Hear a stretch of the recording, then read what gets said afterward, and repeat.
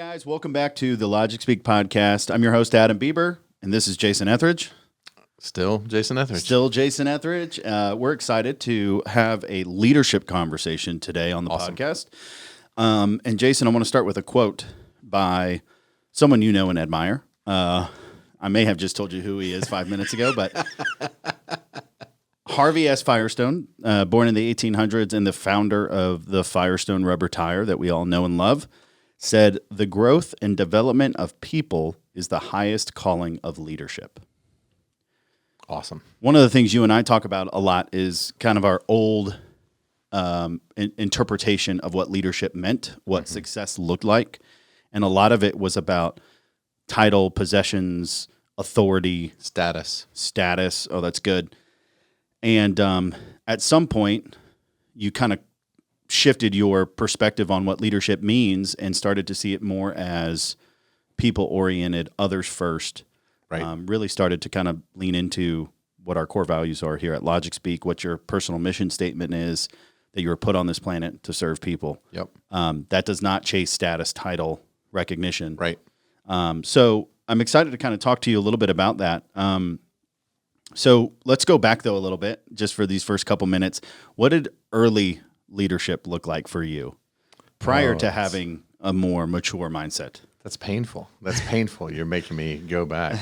No, early Jason, and I've said this a lot, that I'm ashamed for people to know what I was like as a leader at the beginning of our company, because I didn't know that leadership was something that you could grow into or that you could improve. I felt like leadership was binary, right? You either were or weren't. You were a leader or a follower.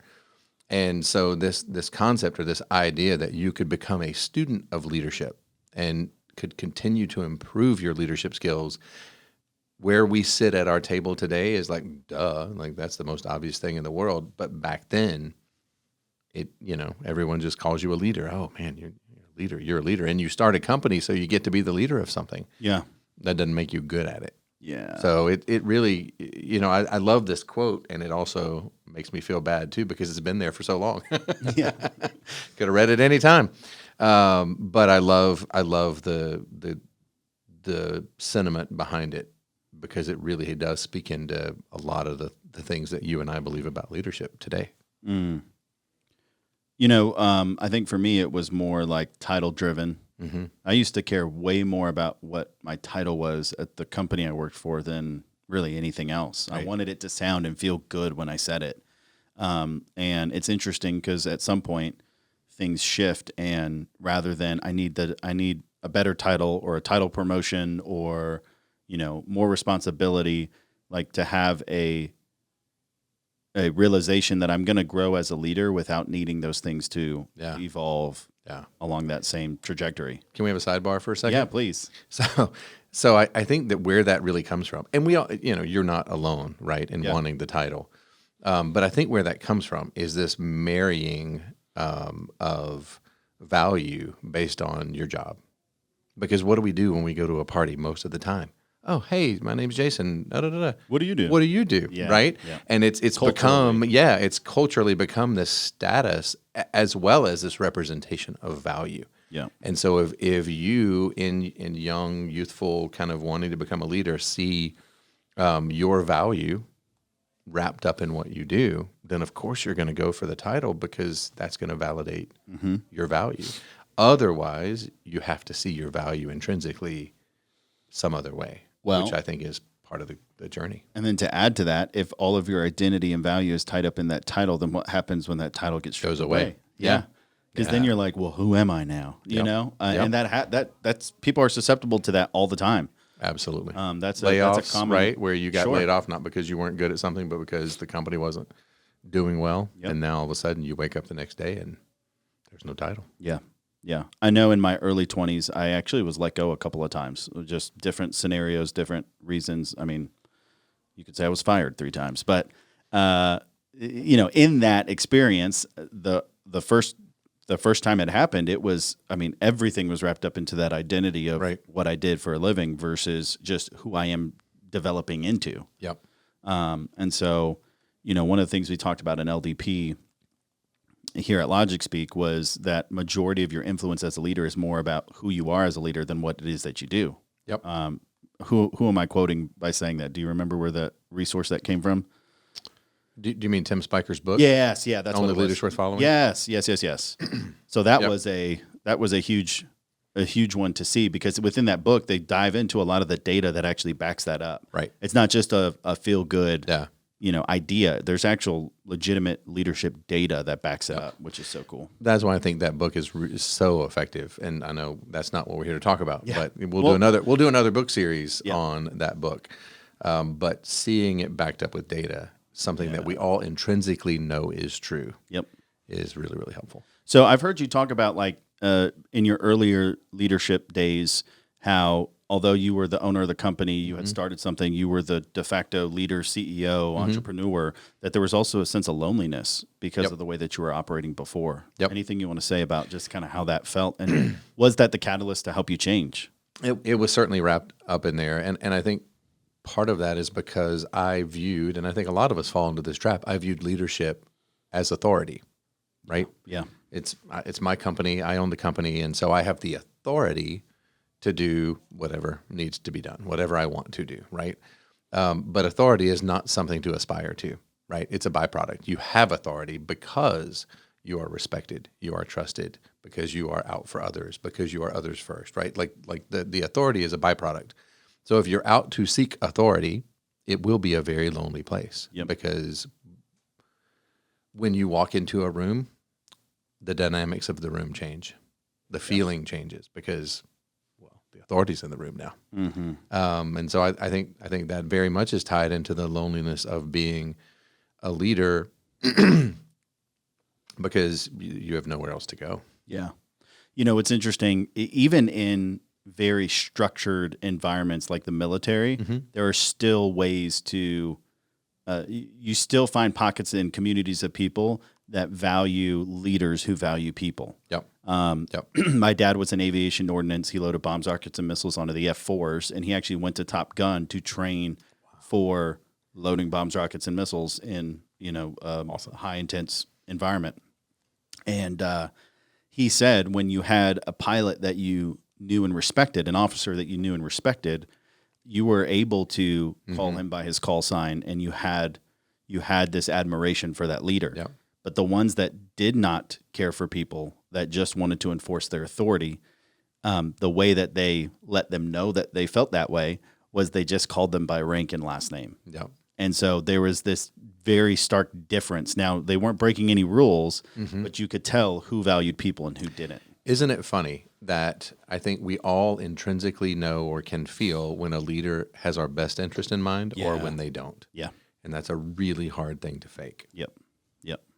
Which I think is what applies to the military as well. Yeah, totally. Which is, it's interesting because it's almost like you feel like there's a dichotomy there where you have to be one or the other. Like if you only value people, then you don't care about results. You don't care about winning. You don't care about profitability. And it's like, no. Those things are oftentimes a byproduct of care for people. Right. There's still accountability, super, and we're going to talk about that in a second. But it's just interesting how those two things can coexist. And you're right. It does feel like there's a tension there, that it's one or the other. And I think we've tried to build a company that values both. Yeah. And that sees the healthy relationship between those two. Yeah, absolutely. So you kind of have penned these three contrasting ways of leadership, and I want to share them. These are yours, but then I'd love for you to unpack them for us. Sure. So the first is go from sitting above people to sitting with people. Yep. Share a little bit more about that shift as a leader. Yeah, it's the funny or other way that people always say it is this ivory tower, right? There's this perception that leadership is disconnected from the day to day, that they sit in this ivory tower, and that's kind of an old way of looking at it. But when I have found, or the leaders that I respect most are the people who are approachable, the people who lead by example, the people who are in I've heard this example by one of the leaders that you and I both respect, Jeff Henderson. When there's a group of people that he was leading that were eating food, he at the end of the meal was walking around picking up other people's trash and throwing it away for them. Wow. Right. And so I think we all have more respect for a leader who is authentic and shows up and again sits with us than this idea of like sitting at another table, right? Like there's the leader table, Yep. and then there's everyone else. And I think that creates this separation that lowers or diminishes the respect of the role, the leadership role. Yeah. I had a conversation a couple of years ago with another IT owner from my past work experience, and he was sharing with me something that his dad used to do. So his dad started the telecom company, and then they morphed into an IT services provider. And something he saw his dad do was about 3:00 in the afternoon, before people would leave the office and before people are like really winding down the day. Sure. He would go around and just start emptying people's trash bins. Because it would just put him next to folks and Right. allow people to talk, and would give him a couple extra seconds with people in the company. And they were a small company now at the time. And so he shared with me, like, it's not, it doesn't work now for him to be able to go take out the trash. Sure. Their company's huge. They're multi-location. They've done a bunch of acquisitions. He goes, but I look for ways that I can do that metaphorically. Yeah, sure. Then you can still empty the trash. Yeah. Right. You can Absolutely. still give people time to just connect one-on-one with you. Do you know what I think? That's one of the things that creates one of the biggest challenges in leadership is when you do get big enough that some of those personal connections can no longer happen. It's either logistically, right? Right now I try to have lunch with every single employee that works at LogicSpeak that starts, right? When they start, one of the first things that we do for me to get to know them is to take them to lunch. Yep. If we were a 300-person company, it would be very maybe across 3, 4, 7 states or so, it'd be very challenging to continue to do that. And I think when that happens and a leader doesn't realize that's happening, then that's how they become disconnected. That's how they lose touch, is by not adapting, to your point, not adapting to the new, kind of the new leadership model that they have to live with. Yeah. And at times it can even be security related, right? So, like Andy Stanley at North Point can't just go anywhere he wants without, some form of, I don't want to say protection, but but there's a greater security concern. Sure. And so he's necessarily disconnected more than he might have been if the church was a couple hundred people. Yeah. Yeah. That's a good point. Yeah. It's just good to be aware. Like if you've got those things, I think in terms of like scalability, like is it scalable for me to do this? Yep. If we were to double in size. Right. And every now and then, and it's okay if you're doing something that's not, it's just realizing, okay, when that tipping point comes, I got to be ready to adapt and try something. How do I still sit with people? Yeah. I love that. So here's the next one. Go from demanding authority to commanding responsibility. Yep. Demand and command are both pretty strong words, but what follows that, authority versus responsibility, are pretty different. So how would you define that shift? So to your back to this quote or what we said, demanding authority is something that is done without proving or without showing up first, right? Yeah. Responsibility is something that is inspired. Responsibility is something that you give someone the opportunity to take. And the best way to do that is to showcase or to be that leader, to be the person going first. Using your authority just to command people or just to push people forward is inauthentic. Yep. And two, creates a relationship that sucks the life out of or the relationship out of that. And so I think that one of the ways to instill responsibility is to inspire. Yep. And so that's why I think one of my jobs here at LogicSpeak is to vision cast and to inspire people to greater, to inspire people to take responsibility. Responsibility is taken, authority is demanded. Yep. Right. Yep. And so that's kind of how I view the balance of that. Now, obviously, authority has to be used at times. That that there's a leadership hierarchy for a reason. Yes. But wherever possible, taking ownership and responsibility is always far better and more successful than authority. I would rather work for a leader that empowers me with high trust and high accountability. Yep. because then it's clear. Yep. Clarity is king. I know what the expectation is. You've empowered me to take responsibility, to own something, which is huge. You've also empowered the leadership team here to empower their teams Right. to own and almost act like an owner in the business in the way that we operate and do things. And then it's treating people with a level of high trust and high accountability. And that's something that you give to someone. Yep.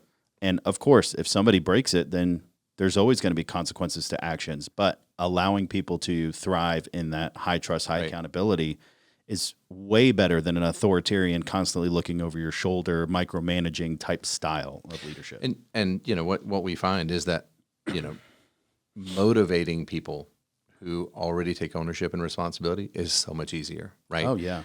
They're, you know, yes, we can have a shared kind of motivation and you know, rah around something, and they get it and they go do it and they go take ownership and responsibility. Whereas, you know, the authoritarian version is pushing a rope up a hill. Yeah. Yeah. It's just the hardest thing in the world to do. Yep. Yep. Entirely. All right. Here's the last one. You talk about going from delegating the load to helping carry the weight. Talk to me a little bit about that. So, you know, what I don't mean with this is that you should never delegate. Yeah. Right. I mean, that's true. You know, there's different versions or definitions of that word. But maybe what I would modify a little bit is abdicating or handing off that load. Yeah. Right. You know, and this sounds like, you know, such an awful example, but, you know, if you've ever been to a funeral, there are pallbearers who help carry that casket. Yep. And everyone is carrying the same amount of weight. There's usually 6 of us, 6 of them. And, you're doing it together versus saying, hey, you guys go pick that up and take that somewhere. And it's an honor, and it's an emotional thing to be that, to carry that weight. And so I think for a leader, in a different way, it can still be an emotional connection to your team to help carry the burden, right? And to create an opportunity for others to walk alongside you and help carry, right? Yeah. Totally. It kind of goes back to, you know, authoritarian. If I just tell you to go do something, you're going to do it because I told you. But if I invite you into the opportunity to carry the burden, you're going to see it as helping out. You're going to be further. You're going to be more bought in, right, to the mission of the company. And then wouldn't you also say that there's a discernment and as a leader being able to know when is a good opportunity for you to build that emotional connection and trust with the team? Right. Because the last thing I want to do is be a mile wide and an inch deep because I'm trying to do too many things. Yep. And so it's also having that discernment to know, hey, this is a really great opportunity for me to roll up my sleeves, but also I can't do it for everything, but this is the thing that I'm going to choose to do because I know it's going to have a positive impact. Yeah, I think intent or the reason behind it is always important when you are delegating or also, you know, inviting someone into an opportunity. Are you doing it because you have their best interest in mind and you know that it's something that they can bring their unique qualifications to, or their unique talents or their unique skills? If you are inviting someone into that and they have the chance to succeed, then that's always the right answer. Versus if it's something, oh, well, I hate doing that and that's a pain, and you know, I'll just have that person do it and they hate it too, and they're not really gifted in that way, but I'll just give that to them. Yeah. So I think the reason behind it is so important. Yeah, absolutely. What I love about this is it's really taking the shift off of ourselves and what we can accomplish and achieve, and it's putting it more on how can I empower, believe in, and inspire the people around me. And, you know, kind of some of the points that we talked about before is really how you make that transition. Do you mentor people? Do you help them by giving them instruction and the training and the skills and you have to give them all the resources that they need. And that to me is part of helping to carry the weight, is to give what I can give, to mentor and to pass off knowledge, right? So that they can be successful. Yeah. The ripple effects of a shift like this in leadership, even in just if you just tackled one of these 3 areas, the ripple effects really can have a profound long-term impact. What did you see happen when you noticed that you were better at taking care of people and the people around you felt understood, empowered, and trusted? I think the whole tone of the company changed. Yeah. You know, we've all experienced a situation where we need to do something as an organization, and it just feels like nobody wants to. Yeah. Right. Again, it's that rock up, pushing the rope up the hill. There's just this, you're fighting against, the motivation of the company. But when you get this right, when you show up in these ways, it's almost like everybody's already bought in. You're not convincing people anymore. Now all of a sudden you're motivating people. There's a stark difference between convincing and motivating. Yeah. Some of the language might be the same, but the feeling and the outcome is completely different. And so if you can motivate people by getting these three things right, then the whole tone of your organization will change. Everyone will be inspired to tackle that next challenge, to take that hill, to pick your metaphor. Yeah. And you will find people that are building a culture together rather than just coming to work and going home. I've been doing a lot of research on what motivates people in the workplace, workplace culture, and there's this interesting parallel to Maslow's hierarchy of needs. Mm-hmm. And at the top of that pyramid is self-actualization. Well, in the business world, it's what we call significance. Mm-hmm. And so really what you're doing is you're shifting from a leader of management and authority to a leader that inspires significance for the people you're working with. Right. Which, I mean, absolutely fills our cups. And as our needs evolve, that really is the pinnacle of the action of getting to go to work. Mm-hmm. is feeling like this is greater than me. I'm contributing to something. Does it matter? That matters. Mm-hmm. Yeah. So I just think it's more than just becoming a better leader. It's more than just, there really is a profound impact that can be had multi-generational in the way that you shift toward being a leader that's focused on others. Yep. So I love this stuff. We could talk about it for hours. I want to try something a little different. We're going to end on a lightning round. Cool. And so whether it's related to this topic or not, I'm going to ask you a question. I want you to answer as quickly as you can. Cool. Are you ready? Let's do it. Okay. Number one is, what book should every leader read? I have two answers. Okay. We just talked about one, Leadership and Self-Deception. Yep. But second to that, and almost as important, is a book called Radical Candor by Kim Scott. Yep. It is one of those books that has made so much impact and difference for me as a leader and for our company. And I'll just a little precursor to that. Are you showing ruinous empathy by caring so deeply but not challenging people directly? Wow. If that could be true, read that book. That's so good. Yeah. So good. So it sounds like we already did kind of a book unpack episode. Yep. We've got two more to do, Radical Candor and Every Leader Worth Following. There you go. I love both those. Cool. All right. This next one might be kind of hard. What's the hardest leadership lesson that you've had to learn? Oh, gosh.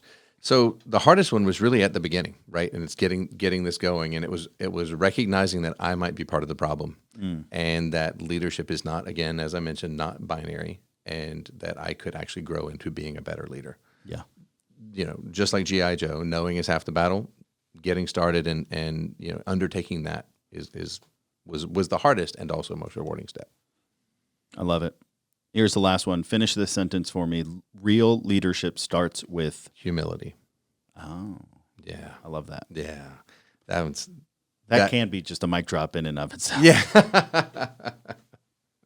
It's the humility, back to the second point. And that's why I already knew the answer when you asked me, is if you don't have humility, then you don't see the problem, or you don't see your role in the problem. Yeah. And it's the assumption that everything else outside of you is the problem. Yeah. So it takes the humility of knowing that there's something inside of you that can get better. Awesome. I love it. Jason, thanks for this conversation. It's been really good. And y'all, thank you so much for tuning in yet again. If you're enjoying this, we would love it if you would subscribe to this podcast, whether it's on YouTube, Apple, or Spotify. It means a lot to us. It helps the algorithm. It helps the little robots in the background that are making sure more people stumble upon this content. And thank you again for the encouragement that you guys send, letting us know what you think. So, Jason, we'll be back with another episode here shortly. Thank you so much. Thanks.